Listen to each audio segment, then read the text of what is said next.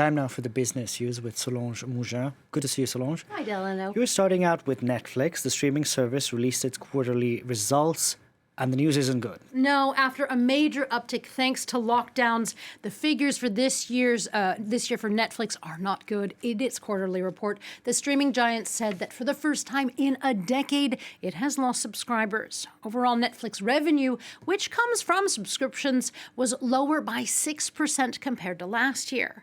Now, it did make $1.6 billion in profits, but the dip has made the company and investors nervous. Netflix says it is looking into other cheaper subscription plans that use advertising or commercials as another option. Now, the announcement came after the close of Wall Street, but the stock price sunk by some 25% in after-hour trading. So all eyes will be on how Netflix does later today. Nicholas Rushworth has more on this story and the many, many reasons that subscriptions have fallen. Netflix subscriber numbers are down. The American streaming giant has built its customer base year on year since it set up business in 1997 as a mail-based DVD rental company. It's managed to transform itself into a leading streaming service with top shows like Bridgerton and Emily in Paris. But for the first time since 2011, it has seen more customers quitting the service than signing up. Netflix currently has a little over 221 million subscribers worldwide. First quarter stats showed there was a drop of 200,000. The company is projecting a loss of another 2 million in the current quarter. The company says some of these losses are due to the end of COVID lockdowns and a return to cinemas. Another reason is sanctions on Russia. The war in Ukraine pushed Netflix to pull out of the country, leaving it with 700,000 fewer subscribers. There's also more competition from its rivals such as Apple TV and Disney. Netflix was an early arrival in the streaming market and remains the second main player behind YouTube and ahead of its direct competitor Amazon. To stop the rot, Netflix is mulling changes that could lead to tighter checks on who is using the service. The goal would be to try to stop password sharing by several households.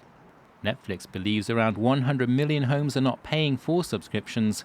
The company is also considering adding a cheaper advertising-supported service to raise revenues.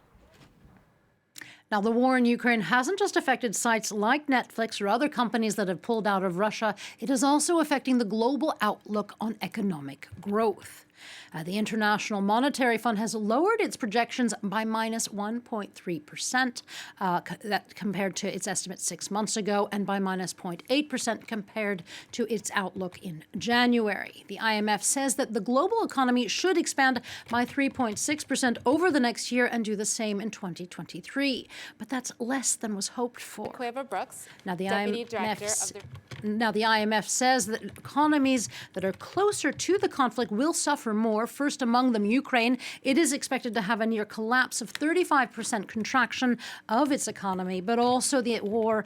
In addition to the war, inflation is expected to remain elevated for longer than expected because of it, with higher energy and food prices felt especially in emerging economies. Now, here in Europe, provisions have also been curtailed, but the outlook is not entirely gloomy. For now, for the Eurozone, we consider that given the slowdown in economic activity and the fact that inflation is concentrated on energy and food products, and we anticipate that these tensions will ease in 2022-2023, there is perhaps no need to start tightening monetary policies very rapidly.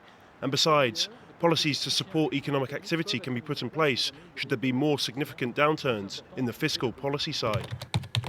Let's take a look now at the markets. Europe's stock markets got off to a shaky start this morning by opening flat after the IMF's announcement, but they've bounced back a bit and are now in positive territory across the board. Now, shares of Heineken beer were particularly good today. They were up by 3.6% after the company released its first quarter figures.